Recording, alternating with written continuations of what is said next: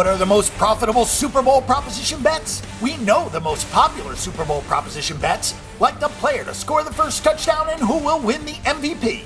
But what are the proposition bets that are the most profitable in terms of making real cash? If you follow the money, you can oftentimes find out what the professional bettors are wagering on. That does not mean that these proposition bets will definitely win, but it never hurts to be on the same side as the sharp bettors. Let's take a look at some Super Bowl bets that could be profitable for Super Bowl 51 between the Atlanta Falcons and the New England Patriots. When it comes to betting many of the Super Bowl proposition bets, the professional bettors are going to take no and under. The public is going to bet yes and over, so it makes sense that the odds will be inflated on those two sides. So the knowledgeable bettors take the value side. The public always bets the game going into overtime, and the public has lost every single year with the overtime prop, as a Super Bowl game has never gone into overtime. The public also always bets the safety proposition bet as well. The safety prop has hit recently, as it won for 3 straight years, starting with the Giants winning over the Patriots in 2011-2012. That streak ended last year as there was no safety in Denver's 24-10 win over the Carolina Panthers in Super Bowl 50. You might not think of the coin toss as a profitable bet, but that may be the case this time around.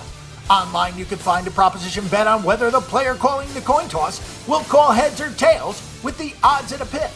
Bettors did some research on this one and found that the AFC is the designated road team, which means the Patriots will call the coin toss at the beginning of the game. The Patriots have called heads every time in the last 2 seasons. Based on that information, it seems like the players have the instruction from head coach Bill Belichick to call heads.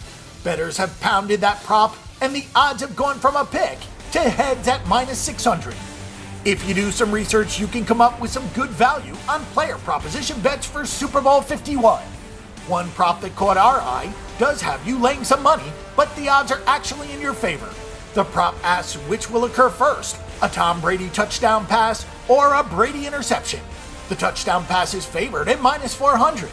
Brady threw 28 touchdown passes this season and only 2 interceptions for a ratio of 14-1. Brady simply doesn't throw interceptions, so there could be some value in taking him, even at odds of -400. Another prop that got our attention that is more attractive in terms of the money down is whether or not Julian Edelman will score a touchdown. The odds are a pick, which gives great value on betting no. Edelman scored just 3 touchdowns during the regular season. Fantasy football players know that Edelman is a great PPR play, but not that good in standard leagues because he rarely scores touchdowns. Another interesting prop that has a lot of value is whether or not New England punter Ryan Allen will have a punt that is a touchback. The odds on the no are listed at -250. Allen punted 57 times this season and only had 5 touchbacks, so betting the no is an excellent wager. Those are just a few of the hundreds of props on the board for Super Bowl 51.